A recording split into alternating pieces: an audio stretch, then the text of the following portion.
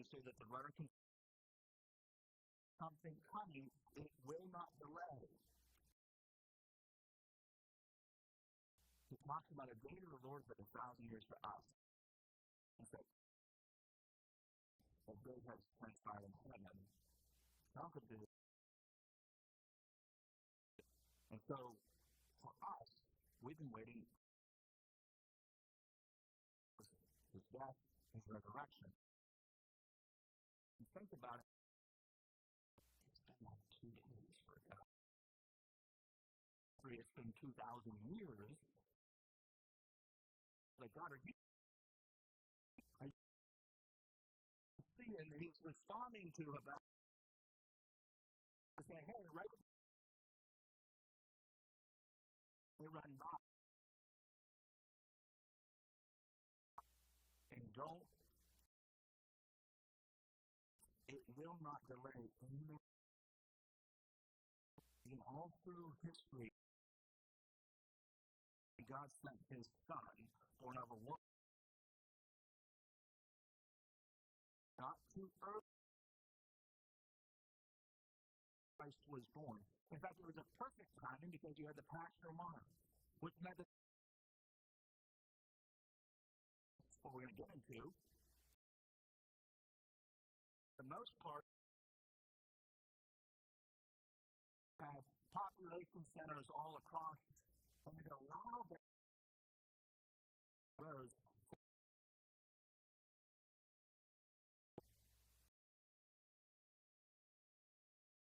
to early. Listen.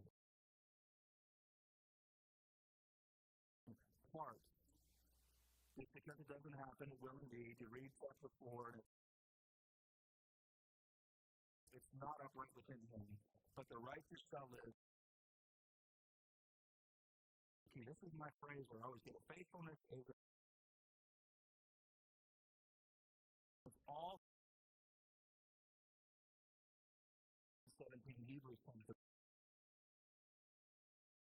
the just faithfulness itself. The soul. But the righteous, those that seek after God, they'll live by faith. Again, you get to Hebrews chapter 11, and it's the hall of faith describing what is faith. It's putting all of it in who Christ is, what he's done. And it goes through the Old Testament, these great heroes of the faith who were promised things, but even in their lifetime, some of the things never came to fruition. But they trusted and they believed in the character of God and who he was, that he would bring it to completion. And here is God answering Habakkuk from his complaints, saying, write this down, make it simple, and the key part is the righteous will live by faith. In the tension, in the in-between of life, hardships and good and bad, we live by faith. In Proverbs chapter 3, we know verses 4 and 5. Verses 3, but in Proverbs 3, 5, and 6 are, trust in the Lord with all your heart. But if you bounce down to verse 11, it says, my son, do not despise the Lord's discipline, or be weary of his reproof, for the Lord reproves him whom he loves, as a father's son whom he delights. And what he's about to do, what God is doing, is what he said he would do in the book of Deuteronomy, that if you do this, and if you continue in sin, then there is a consequence. And I'm bringing about that consequence, like I said, but it's with intentionality, and though it may seem like I'm waiting and it's slow on things, understand it's in my timing, it's for my purposes. Moreover, verse 5, wine is a traitor, an arrogant man who is never at rest. His greed is as wide as Sheol, like death, he is never enough. He gathers to himself all the nations and collects all his people. Wine, again, it's contrasting the man and woman who live righteously, a faithful person versus not. And God sees the proud man and how the proud man can never be satisfied. That's that wine. The first part of it, behold, his soul is puffed up. It's arrogant. Moreover, wine is a traitor. It's arrogant. It's never at rest. Constantly wanting more. And that's what pride is. The one who is declared just is by faith. That person is satisfied. The person is not a faith, those proud, keep on grasping. And Habakkuk, one commentator says, is directed to maintain a faithful commitment to God's justice and to persist in its principles, even when such justice appears to be absent in the world around it. And that's what he's referring to in verse 4. Why is it triggered? Like, you see it around, it's arrogant, it's never rest, it's constantly going, but the righteous live by faith. And we think in our own culture, we see different things that are offensive to us, or that, man, that's so far from what God is, and yet God sees and God hears, and our responsibility then is to engage in a God-honoring way, and one that is helpful, not hurtful. Again, it goes to this question, one will harvest what he or she plants, and that's where God then begins to explain fully in verse 4. He starts to unwrap this just a little bit more for Habakkuk to understand, all right, you've got your complaint, I'm going to answer you. And he goes into verse 6, shall not all these take up their taunt against him with scoffing and riddles for him and say, woe to him. And what God is flipping the script is, I'm not short in my justice. I'm not short in my delight. And in fact, what the next part is a bunch of wisdom, of really simple wisdom, as he speaks about the Chaldeans and the Babylonians. He that's Habakkuk's big issue. The first complaint is, God, why are you letting Judah run rampant? Where's the kind of correction? Where's the God-honoring, people edifying, kingdom advancing men and women to rise up and lead our country and our priests? Where are they? And God says, actually, I'm going to bring these more evil people. Then he questions, well, if you can't do that. And God says, actually, I can do that. My justice is coming. Oh, and by the way, here's what's going to happen to them. You're so concerned about these more evil people coming in, of like, if you're declaring I'm holy, which is correct, you're declaring this, then how can I let me tell you where they're going. Also lies. What I like with Habakkuk, and I like with the Old Testament, some of these folks, is that you don't always, in one sense, engage with God is very gracious with them. And I want to take this just a little bit of a parallel side step. If you go to the left in your book, in your Bible, if you go right before Proverbs, so right before the wisdom literature, you get a book called Job. And in Job, the fascinating thing about that is it's wisdom literature, it's poetic in nature, some of like the prophecy did. And what you find is that the first part of Job 1 through 2 is more narrative in form, and it sets the background, the context of Job, who is a righteous man, who is God-honoring, people edifying. He's all these things. And then there's this side kind of like, that's what he's living in the moment. He's reacting to life and following. And then you get this scene that splits over to heaven, and you see that Satan comes in. And how that works, I don't know. We can discuss that if you like. But there's a conversation between Satan and God. And Satan doesn't even notice Job. And God says, how have you seen him? God's the one that comes out for crying out loud. And Satan goes, well, he just reacts and let me take away everything he has. And God permits. And the thing about that is that Job is not privy to that conversation. He's just living life. He's being faithful. He's doing righteous as he's called to do. He worships God. He does everything right. And everything. And what's Job's response? He worships God. And then Satan comes back and there's another thing that Job is not privy to. And Satan accuses him. He's just, I've been wandering to and fro, and God says, how have you seen him? Again, he forgets all that he's already done to Job. And then he reacts as well, let me take everything else away. Now, if you take away his health, fine, just don't kill him. And Satan goes and lets him do that. And what it shows you is, one, is God is sovereign and good. Because Satan had his permission before he did anything. But then you get the rest of Job, up to chapter 38, of the wow. Wow. I don't understand that. I was righteous. I did all the right things. Kind of like Habakkuk. We did the right things, and wow, what is this? This should not equal God. And then you get to Job 38, and it's a wonderful chapter. There's a couple of these. When the Lord answered Job out of the whirlwind and said, who is this that darkens my counsel by words without knowledge? Dress for action like a man. I will question you and make it known to me. Where were you when I laid the foundations of the earth? Tell me if you have understanding. Who determined its measure? And surely you know. And there's a whole chapter of God just looking and acting. And if you're Job, you're kind of like, I opened Pandora's box, and I promise you I've done that. And then it goes into chapter 40, and the Lord said to Job, shall a fault finder contend with the Almighty? He who argues with God will answer it. This is the correct response. Then Job answered the Lord and said, behold, I'm of small account. What shall I answer you? I lay my hand in my mouth. I have spoken once. I will not answer twice. I'm going to sit down and shut up. Because God just showed up and said, who do you think you are among us? Let me ask you the question. And Job's response is, It's the reality. He's accusatory, and then you see the difference with Habakkuk. He's crying out, and God answers. And then I don't know if there's a different posture. I don't know. But you see how God interacts with both of these men. But he answers both of these men. And in both cases, it's not a system of just 2 weeks, 2 months, 2 years. It's over some period of time. It happens.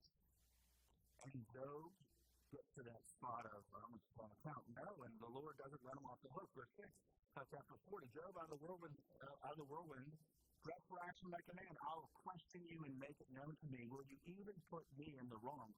Because that's what Job kind of was going towards. God, you must be wrong. He's wrong. And it's not quite what Habakkuk has said. He's saying, oh, God, help me understand this. You are holy. You are just. How does this work? You see some of the difference there? Job's accusatory. Habakkuk says, I don't understand. Help me understand. Let me bring it before you. And then you get into chapter 42 of Job. And then Job answers the Lord after the second round, I know that you can do all things, and that no purpose of yours can be thwarted. Who is this that hides counsel without knowledge? Therefore I have uttered what I did not understand, things too wonderful for me which I did not know. Hear and I will speak. I will question you and make it known to me. I have heard of you by the hearing of the ear, but now my eyes see you. Therefore I despise and I repent in dust and ashes. To get to the point and recognize it, I don't understand. I still don't understand. But your ways are above my ways. Your ways are higher, and so you slow. And he repents, and you go back and you parallel that with Habakkuk chapter 2. He says, I'm going to wait for the Lord's response. The Lord answers, make it plain, live by faith. And then he gets to verse 6, let me give you the end. And he goes from more of a third-person point of view here of one will harvest what fierce who plants, and one son, you reap what you sow. Habakkuk is trying to understand why would you let these Babylonians, these Chaldeans, this evil country, focus and heathens and God says, listen. Woe to him who heaps up what is not his own. For how long? And loads himself with pledges. Will not his debtors suddenly arise, and those who awake who will make you tremble? And the first woe is they've got these gains, the Babylonians, the Chaldeans, same group of people. They have got it by unjust, and they load down the debt. So pretty much, like credit cards will do it. Time to get a credit card debt. But you never get mad if it's too deep. And it's the same premise here of these, woe to him who heaps what is not his own. How long? You load it down so long on people.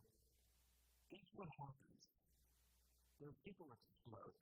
And they tend to come back and they say, woe to him who does it, because reality, we're going to wake and they're going to make, you thought you were making us pay you, you're going to be paying us. Likewise, the second woe, which comes into verse 9, woe to him who gets evil gain for his house. He sets his nest on high to be safe and reach a farm. You have devised shame for your house by cutting off many peoples. You have forfeited your life, so the stones will cry out. You thought you, through unjust gains, cheat, steal, manipulate, dishonest manner, you think you're safe in your home that you have built?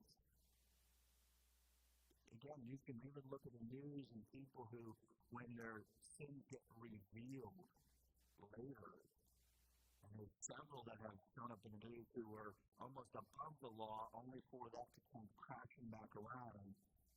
The third woe, verses 12, woe to him who builds a town with blood and founds a city on iniquity. Behold, it is not from the Lord of hosts, but the people's labor merely for fire. For the earth will be filled with the knowledge of the glory of the Lord as the waters. Woe to you who build on fear in politics. They're setting up for the day. You want to look at even history from a study point. You look at the Assyrian Empire. It crumbled not from outside, but inside. Because you built the whole culture on fear, on politics, on these other things to fold in and gather control.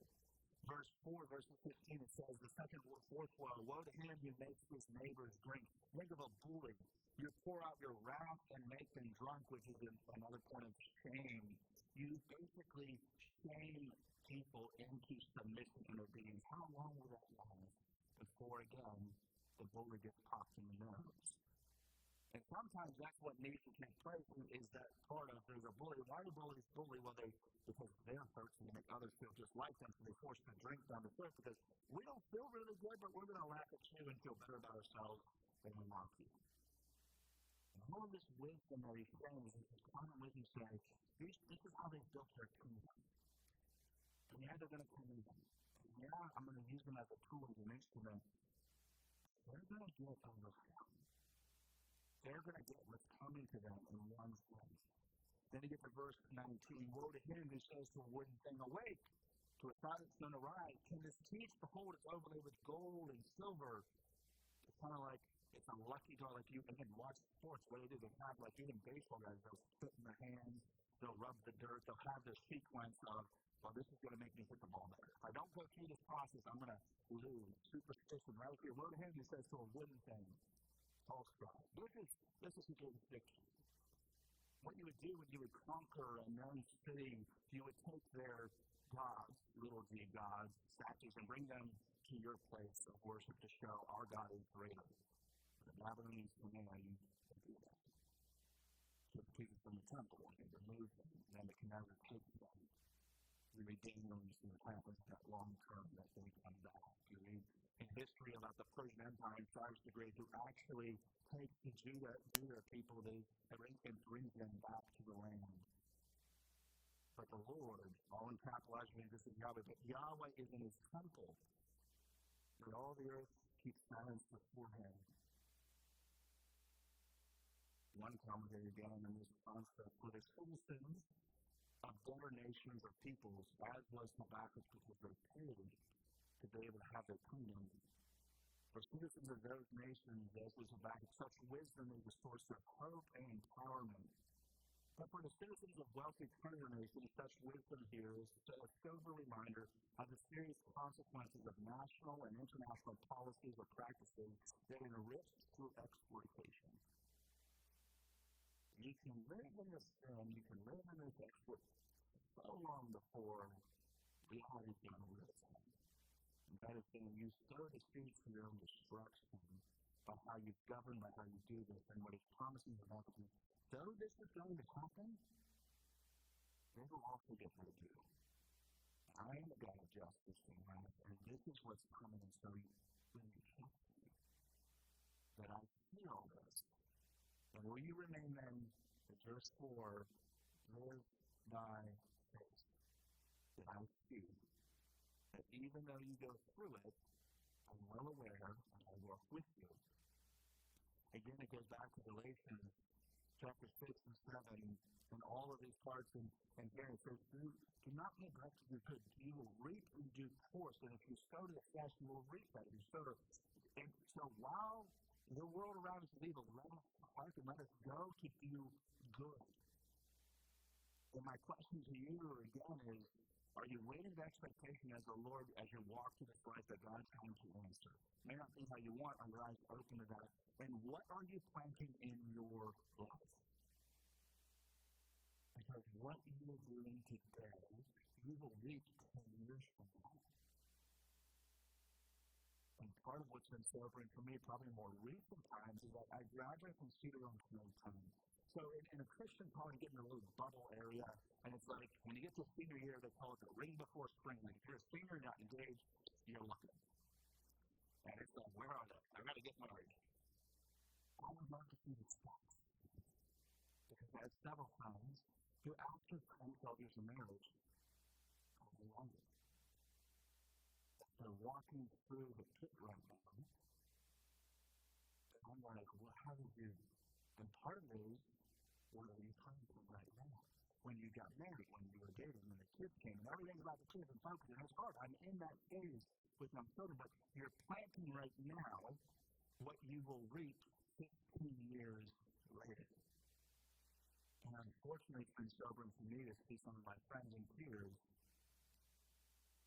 reaping what clearly was planted years ago. I'll go all that way, there's more to that, but it is true of you will reap what you were sown. Showing up to church, investing in people's lives, reading the scriptures, but you will reap in due course. And that's the other thing. These people, they are going to reap all of it back. And it's not going to be pretty. Right now, I love you, Judah, I love you, Israel, and there is consequences to your actions, so I'm going to discipline all those whom I love. Hebrews 12, 1 to 13. And it's not pleasant times, but it will grow you. And God is with you through it. So the whole point, revival, this last point to take notes, revival starts with you. We talk about revival like, we're going to revive the city, we're going to have revival. Actually, true revival is not out. It is here. It starts here. If you want to see Westminster change for God, you want to see Taunton, it starts here. And if this is revived, it will not leave this room. And if we want it out there, it starts in here. Through it all, the point is proven. Habakkuk couldn't understand why God would judge a sinful nation by an even more sinful nation. Yet God reminds us in Habakkuk of his wisdom and strength and of his ultimate triumph over the wicked. God knew that Babylon was filled with the proud, the greedy, the violent, the drunk, and the idolater. The Lord knew how to deal with them. That's what he's reminding us. I know it. I will deal with them. But you worry about you, Habakkuk. What are you doing? And that's where you're going to get with Pastor Adrian next week when he starts off, and I'm going to lay him up right here. Prayer of Habakkuk the prophet according to Shugana. Oh Lord, I have heard report of you. Does that not sound like God? I have heard of you with my ears, and now I have seen. In your work, O Lord, do I fear. In the midst of the years, revive it. In the midst of the years, make it known. In the wrath, remember mercy. God came from Canaan, and the Holy One from Mount Paran. In the midst of this, he's praying ahead of time. When the wrath comes, please remember the mercy of God. When you're going through it, God, would you just hear me? Would you just show me over the mercy? We know everything. But revival, at the end of the day, is closer. And that's what you see up next week. And that's what you're going to see. And just like there gets there, Habakkuk gets there. And for you, it's the question, where are you? Are you there? Or are you not there? My homework and my control is to read through chapter 3, because though the fig tree does not bud yet, I will trust me. Though I don't see all the good. Though I don't sense it, though I don't feel it, I will trust. And let him lead. And that's the question for you to answer. Where are you? God, we are grateful to be here, to be gathered in your name, to know that you see us, you hear us, and work with us. So God, as we looked at Habakkuk, as we wrestle with some of our own questions of, God, I don't understand. God, would you help us to understand? Remember, each of us here in this room, we each have that question probably playing at different points. Maybe we've asked it before, maybe we're walking through it. And Lord, you answer each of us, some is similar, and some different. But will we have the heart to hear it and the eyes to see it? Would you deal graciously with us, Jesus? That's your mercy to give us. But then we fail, we fall short, and we accuse. We're like children we don't understand. And you from everlasting to everlasting, you feel, you know it. I mean, you have all of the wisdom, and we are like little children, and we're very little understanding in so many ways. We ask for grace to be poured out upon us, that we would revive our hearts, even as Pastor Avery said, to kingdom. Those are things in life that we value this, but do we show any that we would take and park into a faith to trust you? The times that we find ourselves in, we be bold in our faith, to share that hope that where we would start even in a planting, so in due course we would reap and see you at work to give the honor and glory to your direction and to you. We ask in Jesus' name. Amen. You can stand with me as we're dismissed. I don't know about you, but I'm noticing that after a series of messages on forgiveness, this series that tells us in the midst of circumstances that are beyond our control, that are beyond our understanding, how do we function? How do we live? These words of living by faith, of sowing good things, are so practical and so helpful. As has been our custom in these communion Sundays, we're going to read Psalm 23 together in just a moment. But first of all, those of you who have joined us today as our guests, thank you so much for being here. If you filled out that Connect card, please stop by the welcome table where you entered and drop that off so we can have an opportunity to meet you. We're going to read Psalm 23 together. The Lord is my shepherd, I shall not want. He makes me lie down in green pastures. He leads me beside still waters. He restores my soul. He leads me in the paths of righteousness for his name's sake. Even though I walk through the valley of the shadow of death, I will fear no evil, for you are with me. Your rod and your staff, they comfort me. You prepare a table before me in the presence of my enemies. You anoint my head with oil. My cup overflows.